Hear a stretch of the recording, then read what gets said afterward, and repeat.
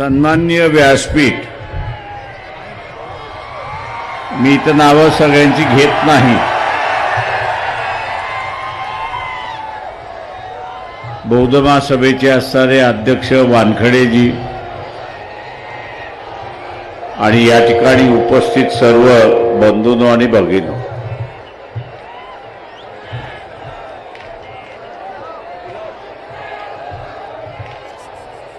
सगळ्यांनी खाली बसून घ्या.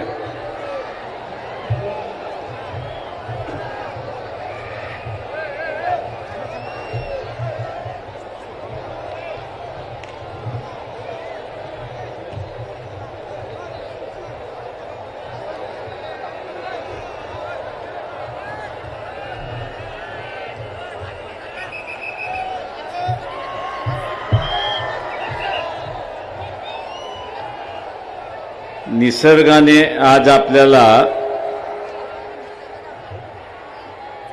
उसण दिली असं मी त्या ठिकाणी मानतोय. मागचे 3-4 महिने पावसाने असणारा पूर्णपणे झोडपून काढले अशी असणारी परिस्थिती आहे.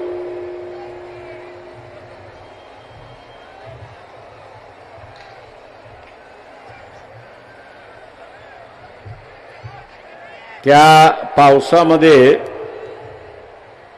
शेतीचं अतोनात नुकसान झाले.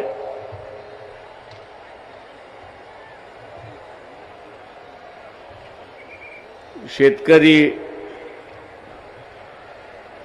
अनेक ठिकाणचा असताना विचारतोय की या अगोदर आम्हाला खावटी मिळत होती, पण आता असताना खावटी मिळालेली नाही.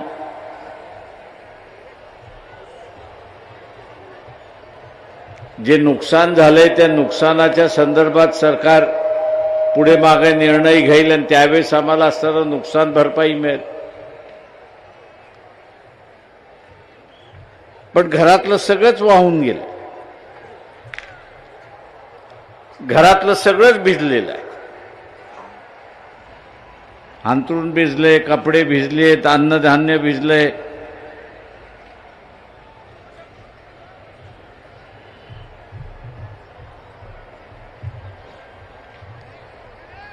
आणि जगण्याचे प्रश्न उपस्थित राहिले. दुर्दैवाने मी असं म्हणेन की मतदार आमचं कधी ऐकतच नाही. शेतकऱ्यांचा मतदार आहे तो तर ऐकतच नाही. भारतीय जनता पक्ष, RSS यांच्या विचारसरणीमध्ये मदत हा शब्दच नाही.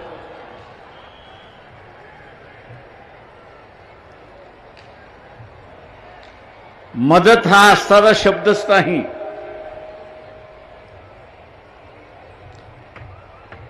तेव्हा ज्या ज्या शेतकऱ्यांनी आणि शहरामध्ये गुडघाभर ज्याच्या घरामध्ये पाणी गेलं होतं, अशाने तरी आता जागृत राहिलं पाहिजे. आता तरी त्यांनी धडा शिकला पाहिजे की पाणी ओसरलं पण शासनाकडून मदत आली नाही. शासनाने काय जाहीर केलं, आता आम्ही असणारं दिवाळीला असणारं मदत त्या ठिकाणी देणार आहोत. ती दिवाळीला सुद्धा मदत येणार नाही याची असणारी खात्री मी आपल्याला त्या ठिकाणी देतो. काका, इथे शेतकऱ्याला मदत करणं, गरिबाला मदत करणं, वंचिताला मदत करणं हा भारतीय जनता पक्ष, RSSचा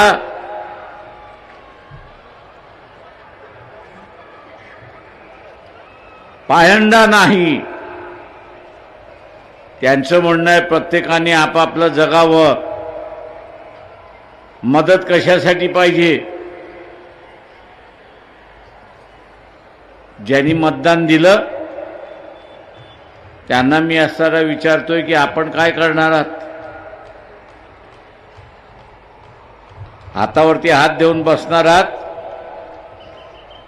की यांना सत्तेवरनं येत्या कालावधीमध्ये तुम्ही खाली खेचणार आहात का? हा सगळ्यात महत्त्वाचा प्रश्न.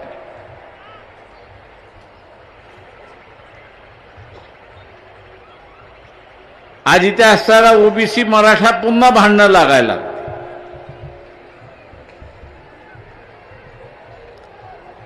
आरक्षणावरनं भांडण लागायला.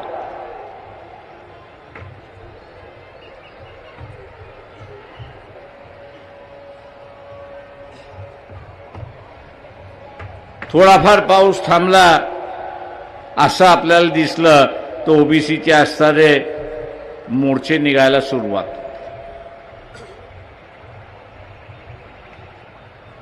या देशामध्ये ज्यांनी एक संघ राज्य स्थापन केलं त्याचं नाव अशोक सम्राट. त्याचं नाव अशोक सम्राट. पण दुर्दैवाने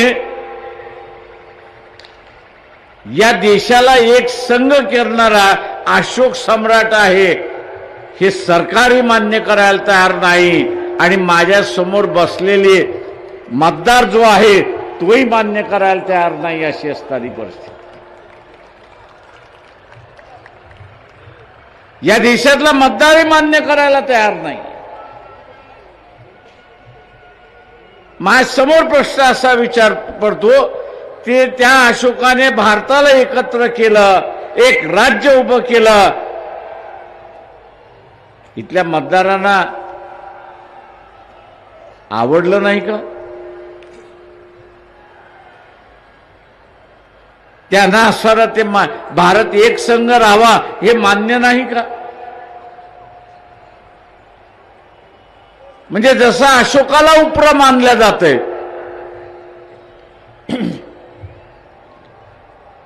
जसं अशोकाला उपरा मानल्या जाते तशाच रीतीने इथला असणारा ओबीसी सुद्धा त्यांच्या बाजूने लढणारा वंचित बहुजन महासंघ आहे. दुसरा तिसरा कोणीच नाही.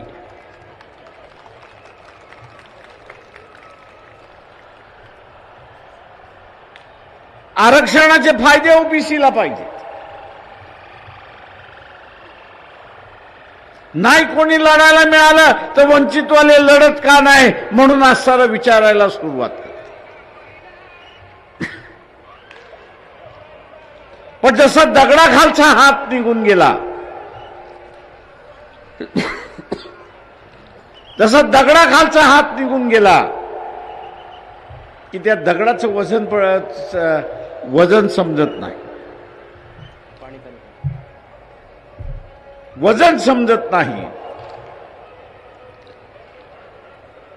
तशाच रीतीने ओबीसीची भूमिका झाली आहे की ओबीसी हे वंचित बहुजन आघाडीला स्वीकारायला तयार नाहीत. अशी परिस्थिती.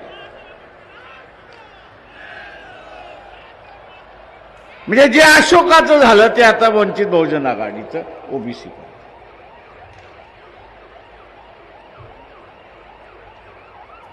पण या ओबीसीना आम्ही असं सांगतो तुम्ही ज्यांच्यावरती विश्वास ठेवता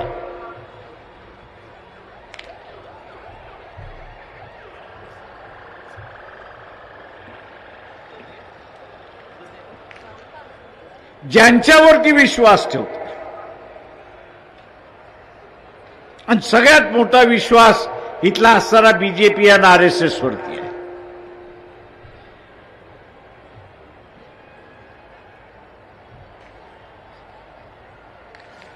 सगळ्यात मोठा विश्वास कोणावरती आहे तर बीजेपी आणि आरएसएस वरती आहे. आणि घात कोणी केला महाराष्ट्राच्या सत्तेवरती कोण बसलाय तर बीजेपी आणि आरएसएस सत्तेवरती बसले.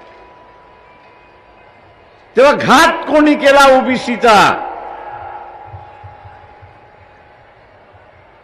ओबीसीचा घात कोणी केला तर बीजेपी आणि आरएसएसनी केलेला आहे.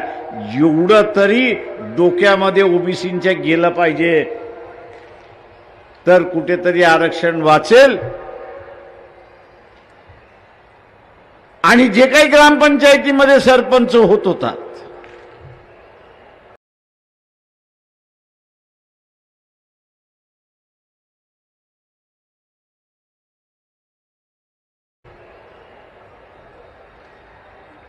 जे काही पंचायत समितीमध्ये सभापती होत होतात किंवा असणारा जिल्हा परिषदेमध्ये आरक्षण निघालं की तिथे असणारा ओबीसीतला अध्यक्ष होत होता, ती पूर्णपणे जाण्याची शक्यता हे लक्षात घ्या. नुसतं राजकीय आरक्षण जाणार नाही,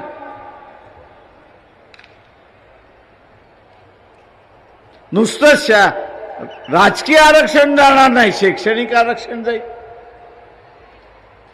मी इथल्या असणाऱ्या ओबीसीना विचारतो, 1990च्या अगोदर घरामध्ये एखादा तरी डॉक्टर होता का ओबीसीच्या? एखादा तरी IAS अधिकारी होता का? एखादा तरी IPS अधिकारी होता का? किंवा उच्च पदाधिकारी होता का?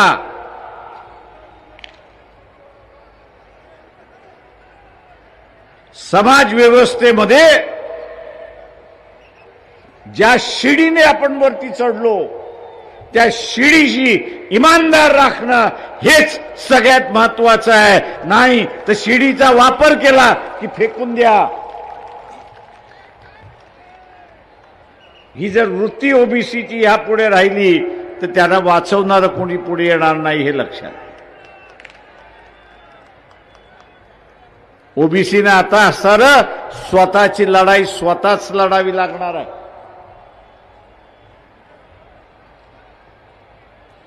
आणि जे राजकीय नेत्यांवरती विश्वास ठेवत आहे ओबीसीच्या,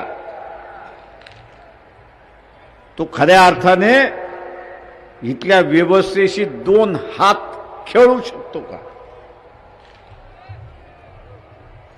तो इथल्या व्यवस्थेशी 2 हात खेळू शकतो का? नरेंद्र मोदीला शिव्या देऊ शकतो का? अमित शहाला शिव्या देऊ शकतो का? देवेंद्र फडणवीसला शिव्या देऊ शकतो का? तो जर साध्या शिव्याही देऊ शकत नसेल, तो साध्या शिव्याही देऊ शकत नसेल तर का शिव्या देऊ शकत नाही? तो का शिव्या देऊ शकत नाही? तर त्याचं घोंगडं त्याच्या हातामध्ये अडकलेलं आहे. त्याचं घोंगडं त्याच्या हातामध्ये अडकलेलं आहे आणि त्याला माहित आहे मी असं टीका केली तर माझं घोंगड्यासकट मला तिहार जेलमध्ये जावं लागेल अशी असणारी परिस्थिती आहे. तिहार जेलमध्ये जावं लागेल अशी असणारी परिस्थिती आहे.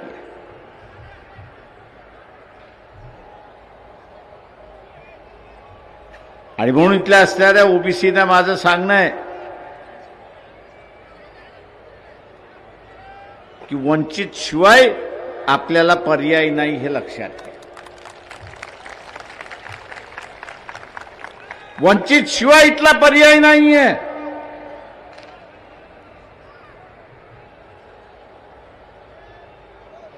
उद्याचं हे आरक्षण वाचवायचं असेल, ओबीसीना स्वतःचं आरक्षण वाचवायचं असेल तर स्वतःचा राजकीय चेहरा हा उभा करावा लागेल, हे लक्षात घ्या.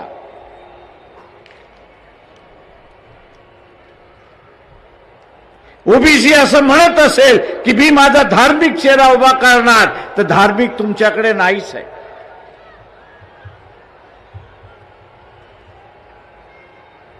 मोहन भागवत एकदा तरी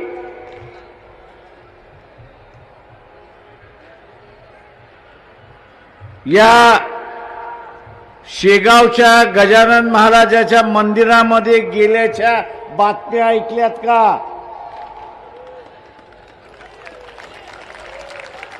मी गजानन महाराजांचं नाव घेतलं याचं कारण की मोहन भागवत अकोल्याला महिन्यातून एकदा येऊन जातात.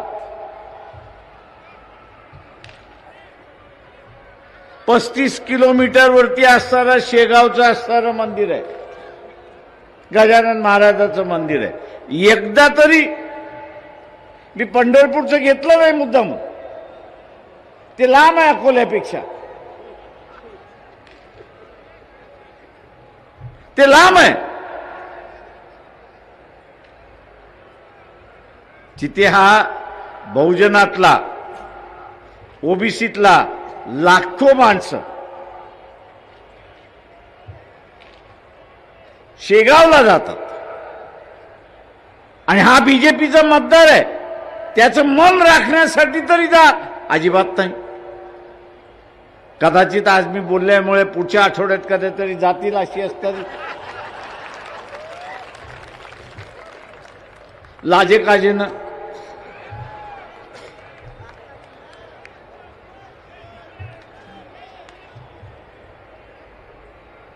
लक्षात ठेवा ओबीसीनो की हे तुम्हाला फक्त वापर करतात.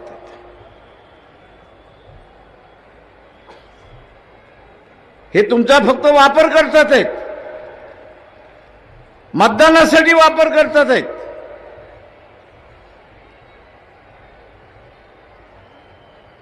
आणि मतदानाचा वापर करत सत्तेची सगळी चाव्या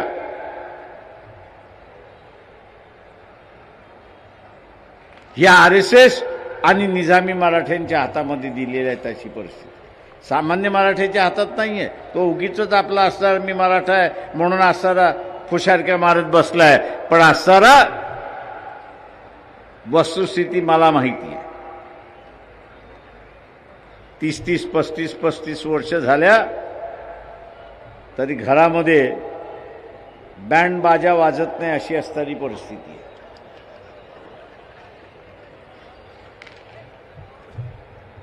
30-30, 35-35 वर्ष झाली तरी घरामध्ये बँड बाजा वाजत नाही अशी असणारी परिस्थिती आहे. आणि का? आर्थिक परिस्थिती खालावलेली, आर्थिक परिस्थिती खालावलेली.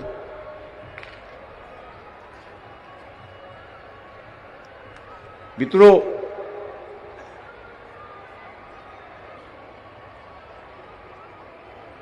हा विश्वगुरू, मी शिव्या देत नाही आज या व्यासपीठावरती, नाहीतर मी मोजून शिव्या देत असतो.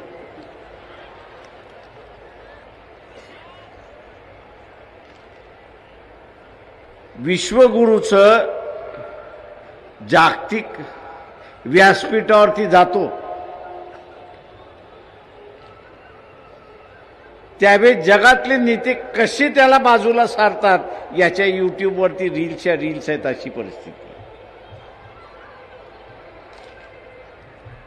मी इथल्या सनातनांना सांगतोय,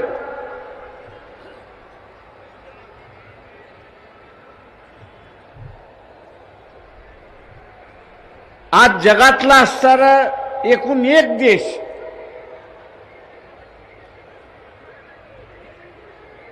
हा पाकिस्तानच्या बाजूने उभा राहिला.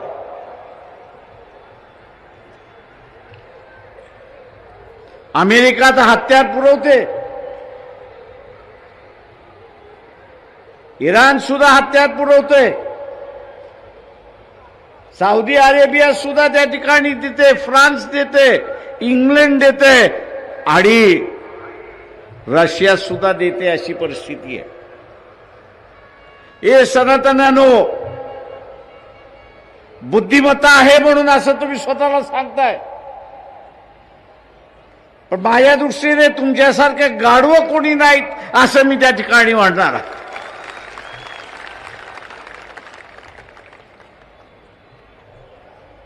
अमेरिकेत गेलंय कोण? इंग्लंडमध्ये गेलंय कोण? इथला बहुजनातला गेलाय, इथला वंचिताचा गेलाय, इथला आदिवासी गेलाय, इथला मुसलमान गेलाय की इथला दलित गेलाय?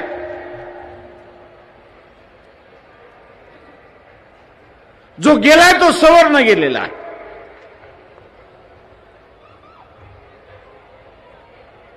जो गेलेला आहे तो सवर्ण गेलेला आहे. आणि आज त्याला हाकलता कसं येईल? आपल्या देशातून त्याला मायदेशी कसं पाठवता येईल? याचाच खेळ खंडोबाचा नाही.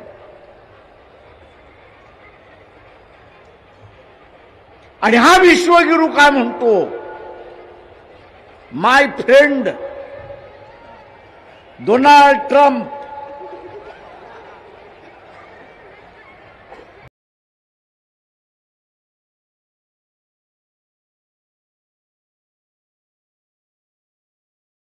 अरे तू एका राष्ट्राध्यक्षाचं विडंबन करणार असेल तर त्याला राग येणार नाही?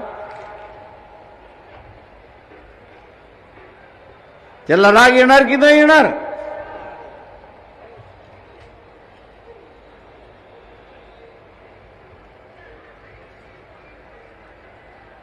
आजची असणारी परिस्थिती अशी आहे की हा जो सगळा सवर्ण वर्ग अमेरिकेत गेला, युरोपमध्ये गेला, इंग्लंडमध्ये गेलाय,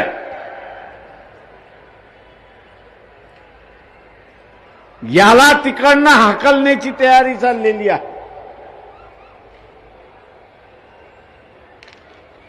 त्याला हाकलता कसं येईल आणि पुन्हा भारतात कसं पाठवता येईल याचे असणारे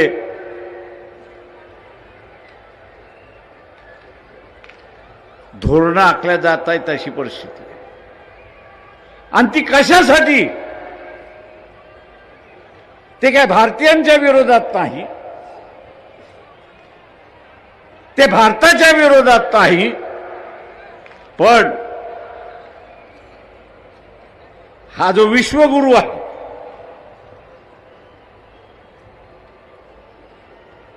भारताचा पंतप्रधान जो स्वतःला विश्वगुरू असं म्हणतो, ते म्हणतात तू विश्वगुरू आहेस की चपरासी आहेस हे आम्ही तुला असताना दाखवतो. तू विश्वगुरू आहेस की चपरासी आहेस हे आम्ही तुला असताना दाखवतो.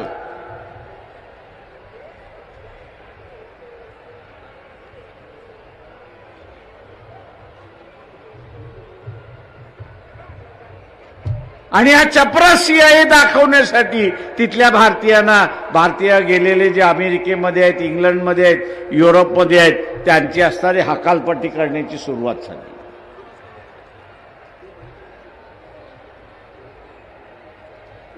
म्हणजे 140 कोटी देशाची असणारी लोकसंख्या उद्या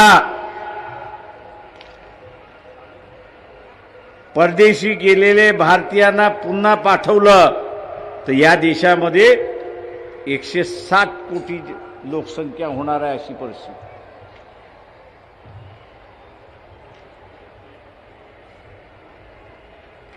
आता हे जे बाहेरून येणार आहेत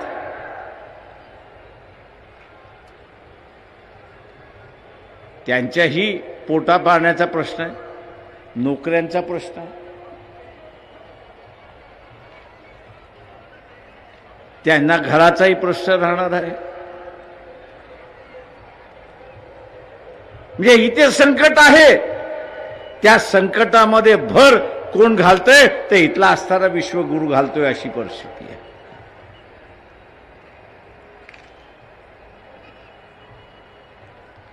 भर कोण घालतोय? तर विश्वगुरू घालतोय. अशी असणारी परिस्थिती आहे. आणि दुसऱ्या बाजूला या देशातला असणारा आर्मी चीफ असं म्हणतोय की आपल्याला लवकरच युद्ध करावं लागेल, युद्धाला सामोर्य जावं लागेल.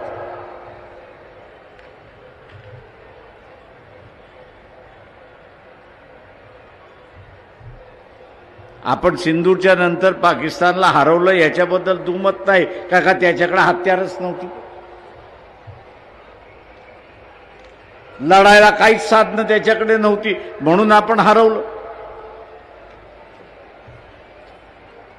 आज पाकिस्तानला साध्य आणि साधनं अमेरिका देतोय, इंग्लंड देतोय, फ्रान्स देतोय. चायनाही त्या ठिकाणी देते.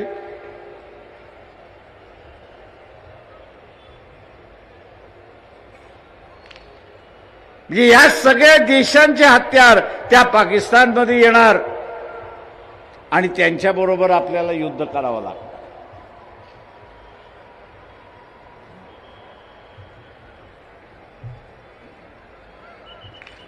RSS वाले, भारतीय जनता पक्षवाले भारतीय मुसलमानांची भीती घालतात.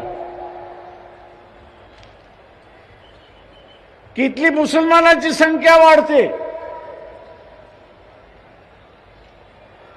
मुसलमानांनी लव जिहादचा कार्यक्रम आखलेला आहे.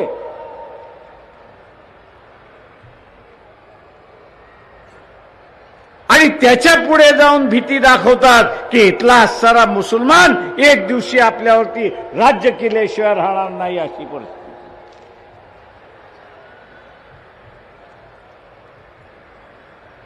एक दिवस मुसलमान आपल्यावरती राज्य केल्याशिवाय राहणार नाही. आम्ही त्यांना म्हणतो, अरे बाबा सेन्सस तर पहिल्यांदा करा. सेन्सस मधनं मुसलमानाची संख्या वाढली की कमी झाली याची आकडेवारी आपल्याला कळेल.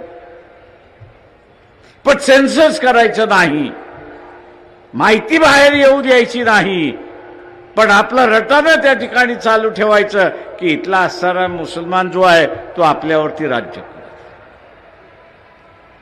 मी इथल्या सनातन्यांना विचारतोय, हे उरलेले सगळे राज्य जे पाकिस्तानला मदत करतायत,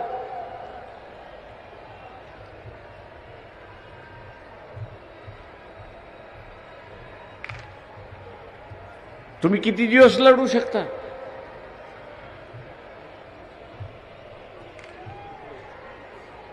भारतीय सैन्य लढायला तयार आहे, पण भारतीय सैन्याला लागणारं हत्यार येणार कुठून? सामुग्री येणार कुठून? सिंदूरच्याच वेळेस सांगण्यात आलं होतं की 22 दिवसाची आपल्याकडे असणारा सामुग्री आहे. आणि पाकिस्तानकडे येणारी सामुग्री जी आहे ती जगाकडून येणारी असणारी सामुग्री आहे.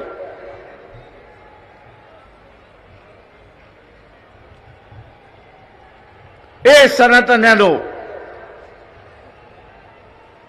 उद्या पुन्हा गुलाम व्हायचं नसेल आणि गुलाम कोण करणार तर पाकिस्तान तुम्हाला गुलाम करणार, कारण का बाहेरची हत्यारं त्या ठिकाणी यायला लागलेली आहेत.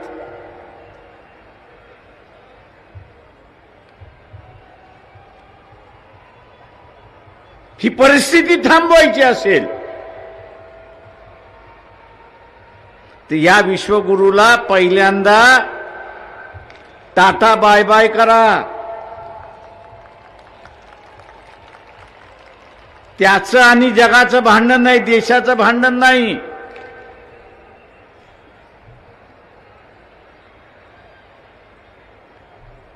हे सनातन्यानो पहिल्यांदा लक्षात घ्या,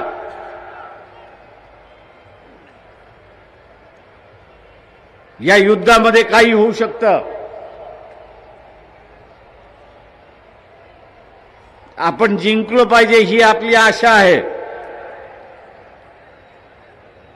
पण जगातले एवढे देश त्या पाकिस्तानला मदत करणार असतील तर आपली स्थिती काय राहणार आहे?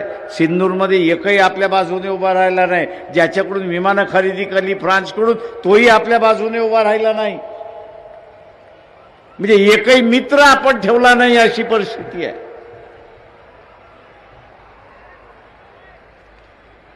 आज एकही मित्र आपला नाही अशी असणारी जगामधली परिस्थिती. आणि त्याला कारण एकमेव, आणि ते म्हणजे हा विश्वगुरू देशाचा पंतप्रधान नरेंद्र मोदी. त्याचा इगो जपण्यासाठी तो देशाला बळी देतो हे आपण लक्षात घ्या. त्याचा इगो जपण्यासाठी तो देशाला बळी देतोय. सनातन्यानो पहिल्यांदा लक्षात घ्या की देश महत्वाचा आहे की इगो महत्वाचा आहे हे पहिल्यांदा ठरवा.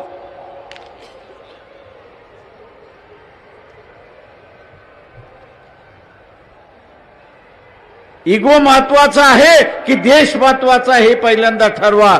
देश महत्वाचा असेल तर या इगोलाच्या माणसाला टाटा बाय बाय करा आणि देशाला वाचवा एवढंच सांगणं आहे.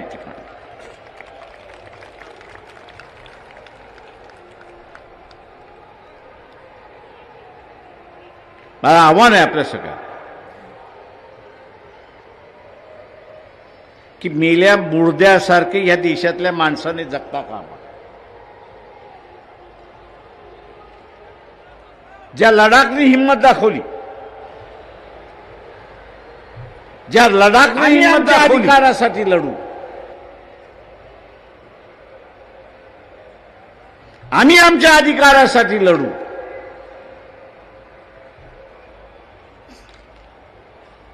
उद्याच्या असणाऱ्या कालावधीमध्ये इथल्या शेतकऱ्याने सुद्धा तीच भूमिका घेतली पाहिजे की इथली असणारी तिजोरी ही काही सरकारच्या मालकीची नाही, तर ती आमच्या मालकीची आहे. आणि तुम्ही जर देणार नसाल तर ती तिजोरी आम्ही आमच्याकडे घेतल्याशिवाय राहणार नाही.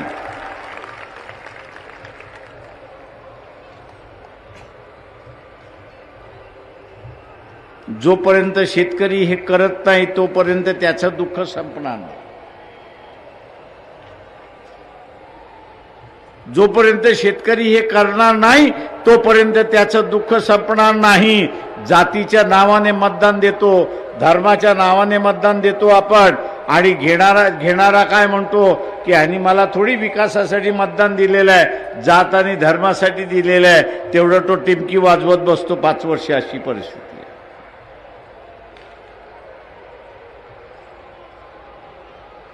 इथे बेरोजगारी सुद्धा संपू शकते. इथे शेतकऱ्यांचं दुःखही संपू शकतं. आणि झोपडपट्टीवासियांना घरही मिळू शकतात.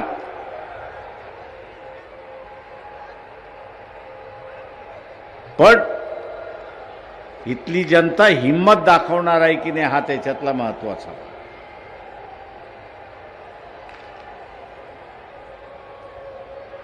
म्हणून लडाखमध्ये आम्हाला भारताबरोबर राहायचं आहे, चायनाकडे जायचं नाहीये. आणि म्हणून त्यांनी आज सारा लढा उपस्थित केला. बीजेपी ऐकत नाही म्हटल्यानंतर बीजेपीचं ऑफिसच त्यांनी जाळून टाकलं आणि तिथल्या नेत्याला बीजेपीच्या बडून काढला. अशी असणारी परिस्थिती आहे.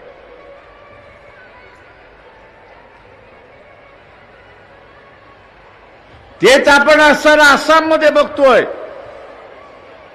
अडाणीला असणारा 4000 हेक्टर जागा दिली, आदिवासींची जागा दिली. आदिवासी रस्त्यावरती उतरले आणि शासनाला सांगितलं हे जर मागे घेतलं नाही तर तुझेच 12 वाजवल्याशिवाय आम्ही राहणार नाही. ही परिस्थिती आहे. आम्ही 12 तुमचे वाजवल्याशिवाय राहणार नाही. ही परिस्थिती आहे. इथल्या शेतकऱ्याने सुद्धा तीच भूमिका घेतली पाहिजे. तू आम्हाला असणारं अनुदान देतोयस की नाही सांग. नाही तर इथल्या आमदार खासदाराचं, मंत्र्याचं, मुख्यमंत्र्याचं आम्ही 12 वाजवल्याशिवाय राहणार नाही. ही भूमिका इथल्या शेतकऱ्यांनी घेतली.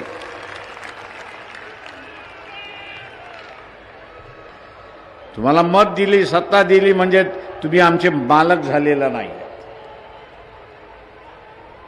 तुम्हाला मत दिलं, सत्तेवरती बसलात म्हणजे तुम्ही आमचे मालक झालेला नाही आहात.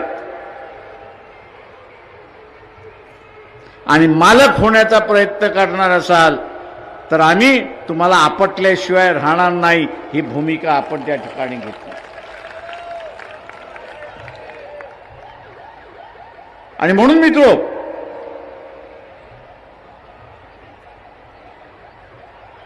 हे जे भांडण लावण्याचा भाग चाललाय, ओबीसी मराठा भांडण लावण्याचा भाग चाललेला आहे, मुसलमानाचा असणारा भांडण लावण्याचा भाग चाललेला आहे.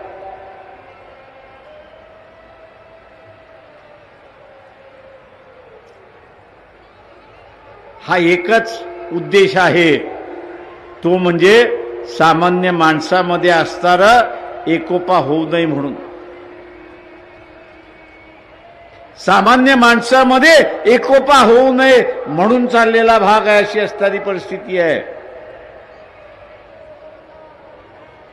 यांच्याकडे पैसे नसतील मान्य आहे, पण बाबा तुमची श्रीमंती कशी वाढते हे आम्हाला सांगा. तुम्ही असताना गुगलवरती गेलात तर महाराष्ट्रातल्या निवडून गेलेले नेते आहेत, यांच्या संपत्तीचं विवरण तुम्हाला असताना मिळतं. 5 वर्षाच्या कालावधीमध्ये डबल होतं अशी परिस्थिती आहे. अरे बाबा हे तुमचं डबल कसं झालं हे आम्हाला सांगा. म्हणजे तुमचा फॉर्म्युला आम्ही सुद्धा वापरतो आणि आमचं इन्कम डबल करतो आणि आमची गरिबी आम्ही दूर करतो. तो फॉर्म्युला तरी आम्हाला सांगा.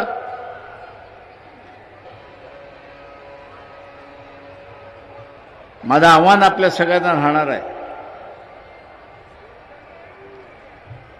की इथला असणारा राज्यकर्ता हा मालकाच्या भूमिकेमध्ये जाणार असेल तर त्याला सत्तेपासून आपण खाली उतरवलं पाहिजे. त्याला सांगितलं पाहिजे की या देशाचा मालक मी आहे, तू नाही आहेस. मतदार इथला मालक आहे आणि येत्या